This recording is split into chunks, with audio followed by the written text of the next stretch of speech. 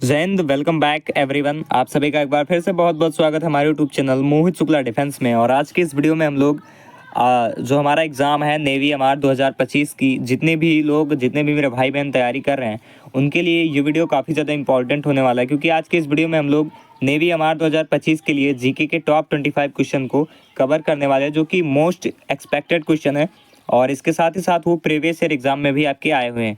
तो अगर आप भी 2025 की तैयारी कर रहे हैं एमआर के लिए, तो आपको पता है इसका जो नोटिफिकेशन है एमआर और एसएसआर का, इसका नोटिफिकेशन आपको अप्रैल में देखने को मिल जाएगा। और इसका जो एग्ज़ाम है अप्रैल के बाद मई और जून से स्टार्ट हो जाएगा। जून से इसका जो एग्ज़ाम है वो स्टार्ट हो जाएगा और उसी को लेकर के हम इस सीरीज़ की शुरुआत कर रहे हैं। तो आज सीरीज़ का पहला दिन है और जो लोग चैनल को सब्सक्राइब नहीं किए हैं चैनल को सब्सक्राइब कर लीजिएगा, क्योंकि डेली इसी तरह मोस्ट इंपॉर्टेंट क्वेश्चन आपको देखने को मिलेंगे। तो आइए स्टार्ट करते हैं।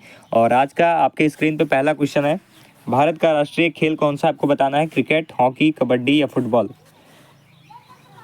चलिए बहुत बढ़िया। यहाँ पे जो लोग ऑप्शन नंबर बी पे जा रहे हैं हॉकी, ये उनका करेक्ट हो जाएगा। और अगला प्रश्न हमारा, पानी का रासायनिक सूत्र। देखिए इसी लेवल के क्वेश्चन आते हैं नेवी एमआर के, आप लोग कोई टेस्ट जाके देख लेना नेवी एमआर का। तो ये लोग जो बच्चे एमआर की तैयारी कर रहे हैं, ठीक है, स्पेशली उन्हीं के लिए ये वीडियो है, एमआर की तैयारी करने वालों के लिए है। तो पानी का रासायनिक सूत्र आपको बताना है CO2, H2O, O2 या फिर CH4। यहाँ पे जो लोग H2O पे जा रहे हैं उनका ऑप्शन नंबर बी यहाँ पे करेक्ट हो जाएगा। अगला प्रश्न हमारा, भारत में श्वेत क्रांति किससे संबंधित है? दूध उत्पादन से, गेहूं उत्पादन से, कपास उत्पादन से या मत्स्य पालन से? क्वेश्चन नंबर तीसरे का आपको यहाँ पे करेक्ट आंसर बताना है। बहुत बढ़िया। भारत में श्वेत क्रांति के बारे में पूछ रहा है तो दुग्ध उत्पादन हो जाएगा, क्योंकि श्वेत से आप इस चीज़ को रिलेट कर सकते हैं, क्योंकि दूध भी हमारा सफ़ेद होता है और नाम भी उसका है श्वेत क्रांति। इसी के साथ हमारा अगला प्रश्न है, पहला परमाणु बम कब गिराया गया था? ठीक है, यहाँ पे बात किया जा रहा है पहला परमाणु बम जो है वो कब गिरा था? 1939 में, 1945 में, 1950 में, 1962 में? क्वेश्चन नंबर 4 को आपको यहाँ पे करेक्ट आंसर देना है। तो यहाँ पे जो 1945 है ये आपका करेक्ट हो जाएगा। इसी के साथ हमारा अगला प्रश्न है, संविधान सभा के अध्यक्ष कौन थे? डॉक्टर भीमराव अम्बेडकर, महात्मा गांधी, डॉक्टर राजेंद्र प्रसाद या जवाहरलाल नेहरू? क्वेश्चन नंबर 5 का आपको करेक्ट आंसर देना है। और यहाँ पे डॉक्टर राजेंद्र प्रसाद थे। और संविधान हमारा जब बन रहा था तो वहाँ पर एक समिति थी प्रारूप, तो उसके जो अध्यक्ष थे वो डॉक्टर BR अम्बेडकर थे। नेक्स्ट प्रश्न है हमारा, इंकलाब जिंदाबाद का नारा किसने दिया था? क्वेश्चन नंबर 6 का आपको करेक्ट आंसर देना है। ठीक है, इंकलाब जिंदाबाद का नारा किसने दिया था? भगत सिंह, महात्मा गांधी, सुभाष चंद्र बोस या बाल गंगाधर तिलक? क्वेश्चन नंबर 6 का आपको करेक्ट आंसर देना है। और भगत सिंह, महात्मा गांधी, सुभाष चंद्र बोस या बाल गंगाधर तिलक, इसका आंसर आप लोग कमेंट में दीजिएगा। ठीक है, ये आपके लिए है। अगला प्रश्न है, भारत में सबसे लंबी नदी कौन सी है? गंगा, ब्रह्मपुत्र, यमुना या गोदावरी? क्वेश्चन नंबर 7 आप लोग देखिएगा, भारत में सबसे लंबी नदी की बात कर रहा है तो है गंगा। अगला प्रश्न है हमारा, क्वेश्चन नंबर 8 आपको करेक्ट आंसर देना है। भारतीय संविधान में कितने अनुच्छेद हैं? 350, 395, 448 या 476? क्वेश्चन नंबर 8 का आपको करेक्ट आंसर देना है। और यहाँ पे जो लोग 448 बता रहे हैं ऑप्शन नंबर सी करेक्ट हो जाएगा। अगला प्रश्न है यहाँ पे, भारतीय राष्ट्रीय ध्वज में कितने रंग होते हैं? बहुत लप्पू सा क्वेश्चन है यार, ये तो बहुत खतरनाक लेवल का क्वेश्चन आ रहा है। भारतीय राष्ट्रीय ध्वज में कितने रंग होते हैं? 2, 3, 4 या 5? क्वेश्चन नंबर 9 का आपको करेक्ट आंसर देना है। तो 3 हो जाएगा। कौन कौन सा? सफ़ेद होता है हमारा, केसरिया होता है, और कौन सा होता है? हरा होता है। अगला प्रश्न है, भारत में पहला परमाणु परीक्षण कब हुआ? भारत में पहला परमाणु परीक्षण कब हुआ? क्वेश्चन नंबर 10 का आपको करेक्ट आंसर देना है। 1971, 1974, 1998 या 2001? क्वेश्चन नंबर 10 का आपको यहाँ पे करेक्ट आंसर बताना है, क्या हो जाएगा? 1974 जो लोग बता रहे हैं ऑप्शन नंबर बी उनका करेक्ट हो जाएगा। अगला प्रश्न है, विश्व का सबसे बड़ा महासागर कौन सा है? अटलांटिक महासागर, हिंद महासागर, प्रशांत महासागर या आर्कटिक महासागर? तो सबसे पहले बता दें, हमारा जो महासागर है वो 5 है और सबसे बड़ा यहाँ पे प्रशांत महासागर है ना। क्वेश्चन 11 का ऑप्शन नंबर सी। नेक्स्ट प्रश्न है, पानीपत की पहली लड़ाई कब हुई थी? 1526 में, 1556 में, 1761 में, 1857 में? क्वेश्चन नंबर 12 का आपको करेक्ट आंसर देना है। और यहाँ पे जो लोग 1526 बता रहे हैं उनका करेक्ट हो जाएगा। अगला प्रश्न है, संविधान की 8वीं अनुसूची में कितनी भाषाएं हैं? 18, 21, 22 या 25? क्वेश्चन नंबर 13 का आपको करेक्ट आंसर बताना है कि संविधान की 8वीं अनुसूची में कितनी भाषाएं हैं। यहाँ पे जो लोग ऑप्शन नंबर सी बता रहे हैं उनका करेक्ट हो जाएगा 22। क्वेश्चन नंबर 14 आपको करेक्ट आंसर देना है, भारत के पहले प्रधानमंत्री कौन थे? सरदार पटेल, राजेंद्र प्रसाद, जवाहरलाल नेहरू या फिर लाल बहादुर शास्त्री? जी हाँ, बिल्कुल Jawaharlal Nehru, option number C पे जो लोग जा रहे हैं उनका करेक्ट हो जाएगा। अगला प्रश्न है, दुनिया की सबसे ऊंची पर्वत चोटी कौन सी है? K2, कंचनजंगा, माउंट एवरेस्ट या नंदा देवी? यहाँ पे याद रखना है, यहाँ पे आपको विश्व का बात कर रहा है ना कि भारत का, तो आपको बताना है क्वेश्चन नंबर 15 का करेक्ट आंसर क्या हो जाएगा।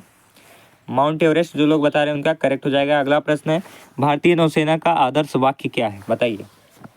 सेवा परमो धर्मः, जय जवान जय किसान, शक्ति और कर्म या समुद्र की रक्षा? क्वेश्चन नंबर 16 का आपको करेक्ट आंसर बताना है, तो यहाँ पे जो हो जाएगा सेवा परमो धर्मः। अगला प्रश्न आपको देखना है, सबसे बड़ा ग्रह कौन सा है? क्वेश्चन नंबर 17 का आपको करेक्ट आंसर बताना है, पृथ्वी, मंगल, शनि या बृहस्पति? 17 का ऑप्शन नंबर डी करेक्ट हो जाएगा। बहुत बढ़िया। अगला प्रश्न यहाँ पे देखते हैं, भारतीय रुपए पर कितनी भाषाओं में अंकित किया जाता है? क्वेश्चन में थोड़ा मिस टाइपिंग हुआ है, आपको बताना है कि भारत की जो नोटें होती हैं उस पर रुपए जो लिखे होते हैं वो कितनी भाषाओं में लिखे होते हैं, ये क्वेश्चन था, तो मिस टाइपिंग हुआ है। यहाँ पे आपको बताना है 10, 15, 17 या 22।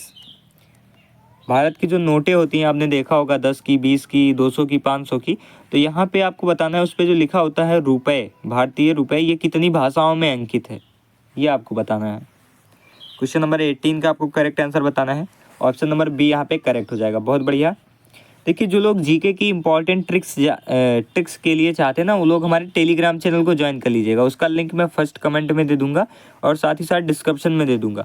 वहाँ पे जितने भी इंपॉर्टेंट चीज़ें हैं उनकी ट्रिक बन सकती है, वो सारी ट्रिक का PDF मैं अपने टेलीग्राम चैनल पर प्रोवाइड कर दिया हूँ, तो आप लोग ज्वाइन हो जाइएगा। और अभी शायद 13 से 14 मेंबर हैं, क्योंकि अभी नया ही चैनल बना है, तो आप लोग ज्वाइन हो जाइएगा। वहाँ पे आप ट्रिक, अच्छे चीज़ों की आपको ट्रिक देखने को मिल जाएगी, उससे आप आसानी होगी याद करने में। क्वेश्चन नंबर अगला है, तो क्वेश्चन नंबर 18 का जो करेक्ट आंसर है वो आपका ऑप्शन नंबर बी है, 15 भाषाओं में लिखा है। ठीक है, चलिए हमारा अगला प्रश्न है, विक्टोरिया झरना किस देश में स्थित है? तोते उड़ा देगा ये प्रश्न, ये प्रीवियस ईयर आया भी था। देखते हैं कौन बता पाता है, विक्टोरिया झरना किस देश में स्थित है? अच्छे लोग ना इस क्वेश्चन में कांप गए हैं, क्योंकि क्वेश्चन ही बहुत खतरनाक लेवल का आ गया है।